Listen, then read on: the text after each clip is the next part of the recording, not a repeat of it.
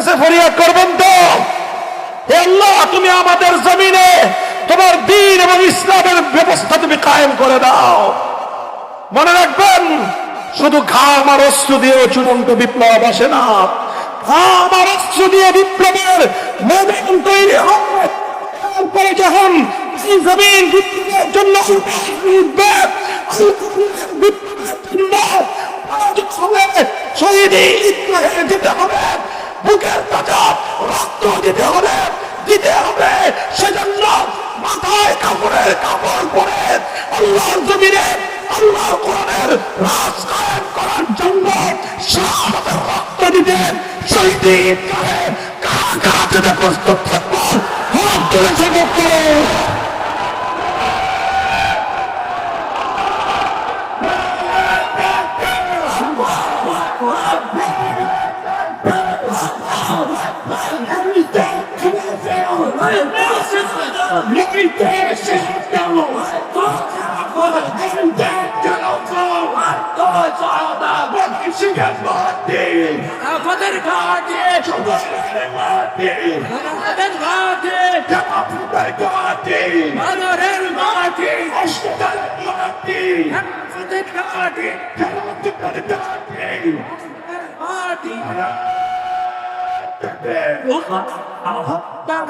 ভাই, এগুলো কি শুধু মুখের কথার কথা? সাময়িক উত্তেজনা। কোরআনের আইন অনুযায়ী চলে। যেই দেশের 30 জন মন্ত্রীর মধ্যে 28 জন মন্ত্রী মাওলানা মৌলবী। আমি নিজে দেখে এসেছি সেই দেশ। আলহামদুলিল্লাহ, তারা 40 বছর যুদ্ধ করেছে। 12 বছর পর্যন্ত সোভিয়েত ইউনিয়ন পৃথিবীর সুপার পাওয়ারের বিরুদ্ধে লড়াই করে তাদেরকে পরাজিত করেছে। এরপরে আসছে আমেরিকা, নেটো সহ 20 বছর পর্যন্ত সারা দুনিয়ার কুফরি শক্তি আমেরিকা ইউরোপের বিরুদ্ধে লড়াই করে ওদেরকে কুত্তা পেটা করে বিদায় করছে। এমন পিটানি পিটাইছে, শেষ পর্যন্ত যাওয়ার সময় নিজের লুঙ্গিটা নিয়ে যাওয়ার সময় পায় নাই। আলহামদুলিল্লাহ, দুনিয়া মানুষ দেখছে যে বিমান চলতেছে আর ওই বিমানের পিছে পিছে দৌড়াইতেছে পলানোর জন্য। সারা দুনিয়াতে এইরকম দৃশ্য আর কেউ দেখে নাই। এমন পালান পালাইছে, যা কিছু ছিল সব রেখে কোন রকম জান্ডা নিয়ে, হেলিকপ্টারে প্লেনে চড়ে কোন রকম জান্ডা নিয়ে পলাইছে। এরপরে হুজুররা ক্ষমতা নিয়েছে। আজ 5 বছর হতে চলেছে। এমন চমৎকার ভাবে দেশ পরিচালনা করছে, সারা দুনিয়ার সামনে উন্নয়নের রোল মডেল হয়ে গিয়েছে তারা। আলহামদুলিল্লাহ, এগুলো আর কাল্পনিক কোনো কাহিনী নয়, এগুলো শুধু ইতিহাসের গল্প নয়, এগুলো নোবেল নাটকের ইতিহাস নয়, এগুলো গল্প আর কবিতার কাহিনী নয়, এগুলো 2025 সালের আজকের আধুনিক পৃথিবীর জ্বলন্ত বাস্তবতা।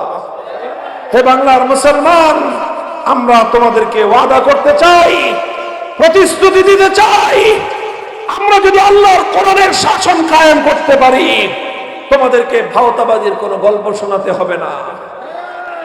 কোনো ভাওতাবাজির গল্প নাই। আল্লাহর কোরআনের আইন যদি কায়েম হয়, সমাজে জুলুম অন্যায় বলতে কিছুই থাকবে না। দেখেন, শুধু একটা কথা বলি, আমাদের সমাজে অপরাধ করে, জুলুম করে, অন্যায় করে বড় লোকরা বেশি না গরিবরা বেশি? বলেন। টাকা মালিক যারা টাকার ক্ষমতার দম্ভ দেখায়, সম্পদের অহংকার দেখায়, আপনার জমিন, আপনার বাপদাদা 14 পুরুষ থেকে আপনার বৈধ কাগজপত্র সব আছে, হঠাৎ করে দেখবেন আপনার জমি দখল করে নিয়ে গেছে, আপনার জমির অর্ধেক দখল করে নিয়ে গেছে। দখল করে নিয়ে আবার হুমকি দেয়, পারলে কিছু কর। আপনি বলেন যে আমি তোর বিরুদ্ধে মামলা করব, বলবে তুই মামলা কর, দেখি তোর কত টাকা আছে, আমার কত টাকা আছে। কথা বলেন ঠিক না বেঠিক? আপনি মামলা করবেন, মামলা করে আদালতের রায় দিয়ে আপনি আপনার এই জমি ফেরত পাইতে পাইতে আপনি মরে ভূত হবেন, আপনার পোলা মরে কবরে যাবে, আপনার নাতির আমলে গিয়ে বিচার হইলেও হইতে পারে। কথা বলেন ঠিক না বেঠিক? আলহামদুলিল্লাহ, আল্লাহর কোরআনের বিচার আইন অনুযায়ী যখন বিচার হয়, আমরা দেখে এসেছি একটা দেশে প্রধান বিচারপতি নাম হলো মোল্লা আব্দুল হাকিম হাক্কানি, সেই দেশের সবচেয়ে বড় আলেম, তিনি প্রধান বিচারপতি। প্রধান বিচারপতি সবচেয়ে বড় আলেম দেশের, তিনি বললেন আমরা এমন একটা বিচার কায়েম করেছি, বিচার ব্যবস্থা, আমাদের আদালতে কোনো ফরিয়াদি যদি নালিশ দায়ের করে, আদালত 2 সপ্তাহের মধ্যে বিচার করতে বাধ্য। কয় সপ্তাহ? 2 সপ্তাহের মধ্যে রায় দিয়ে দিবে। 2 সপ্তাহের বেশি একদিন সময় ব্যয় করার অনুমতি আদালতের নাই। খুব বেশি যদি প্রয়োজন হয় 2 সপ্তাহের মধ্যে মামলার শুনানি শেষ করতে পারে নাই, তখন উচ্চ আদালত থেকে পারমিশন নিয়ে আরেক সপ্তাহ সময় পাবে, সর্বোচ্চ 3 সপ্তাহ। 3 সপ্তাহের মধ্যে রায় হয়ে আসামির বিরুদ্ধে রায় কার্যকর হয়ে যাবে। এই জন্য সেই দেশে কোনো ডাকাতি করে না, জানে আজকে ডাকাতি করব, 3 সপ্তাহের মধ্যে বিচার হয়ে যাবে আমার। কেউ খুন করতে সাহস পায় না, কারণ জানে আজকে যদি আমি অন্যায়ভাবে খুন করি, 2 থেকে 3 সপ্তাহের মধ্যে আমার কল্যাণ উপর মৃত্যুদণ্ড জারি করা হবে। কোনো অন্যায় নাই, অপরাধ নাই।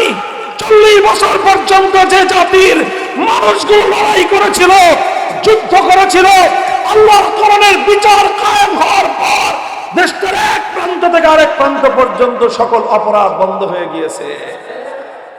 কারণ প্রত্যেকটা মানুষ জানে, ছিনতাইকারী জানে এখন আমি ছিনতাই করে পলাবো, 2 সপ্তাহের মধ্যে বিচার হয়ে যাবে। চোর জানে এখন আমি চুরি করে পলাবো, 2 সপ্তাহের মধ্যে চুরির বিচার হয়ে যাবে। খুনি জানে এখন আমি খুন করব, 2 সপ্তাহের মধ্যে আমারও মৃত্যুদণ্ড কার্যকর হয়ে যাবে। এই জন্য ভয়ে কেউ চুরি করে না, ছিনতাই করে না, চাঁদাবাজি করে না, রাহাজানি করে না, ডাকাতি করে না, খুন খারাপি করে না, মদ মাদক বলতে কিছুই নাই সেই দেশে। মুহতারাম হাজিরিন, আমরা চাই আমাদের এই সোনার বাংলাদেশ, সোনার মাটি, এই দেশটাকে আল্লাহর কোরআনের বিধান অনুযায়ী যদি চালানো যায়, এই দেশ পৃথিবীর মধ্যে একটা চমৎকার উন্নত শান্তির দেশ হবে। আসো আসো মুসলমান, অনেক তন্ত্র দেখেছো, অনেক মন্ত্র দেখেছো, অনেক দল দেখেছো, অনেক নেতা দেখেছো, অনেক নেত্রী দেখেছো। এবার তোমাদেরকে কোন নেতার শাসন নয়, কোন নেত্রীর শাসন নয়, কোন দলের শাসন নয়, আল কোরআনের শাসন কায়েম করার দাওয়াত দেই। আমি সারা দেশে ঘুরে ঘুরে একটা কথারই ফেরি করতেছি, সব রঙের বাংলাদেশ দেখা শেষ। কথা বলেন ঠিক না বেঠিক? সোনার বাংলাদেশ দেখা শেষ, নতুন বাংলাদেশ দেখা শেষ, সবুজ বাংলাদেশ দেখা শেষ, ডিজিটাল বাংলাদেশও দেখা শেষ, সব রং দেখা শেষ।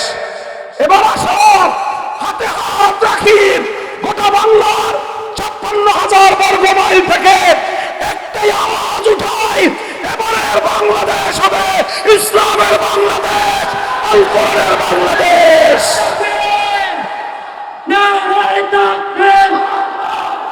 শেখ জামালের হাতিয়ার, বদরের হাতিয়ার, শেখ মুজিবের হাতিয়ার, বাবুকের হাতিয়ার, নারে তাকবীর।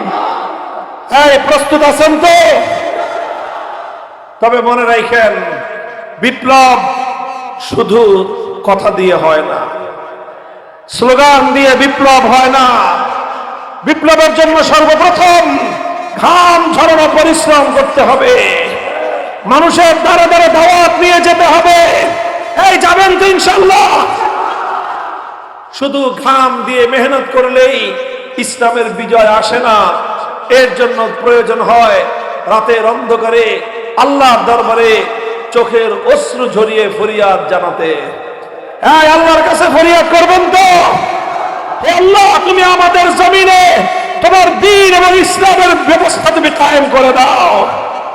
মনে রাখবেন, শুধু ঘাম আর অস্ত্র দিয়েও চূড়ান্ত বিপ্লব আসে না, ঘাম আর অস্ত্র দিয়ে বিপ্লবের ময়দান তৈরি হয়।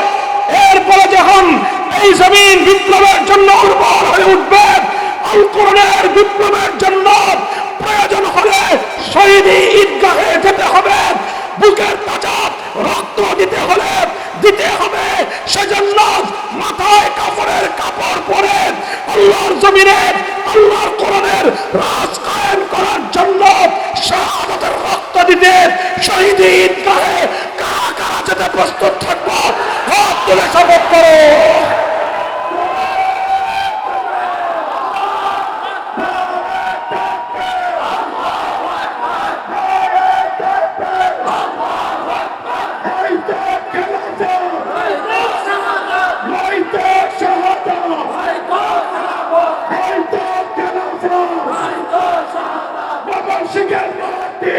রাফতের ঘাটে রাফতের ঘাটে বাদরের মাটি হাসপাতালের মাটি, রাফতের ঘাটে খেলাফতের ঘাটি, বাদরের মাটি তাকবীর। আল্লাহু আকবার। এই ভাই, এগুলো কি শুধু মুখের কথার কথা? সাময়িক উত্তেজনা।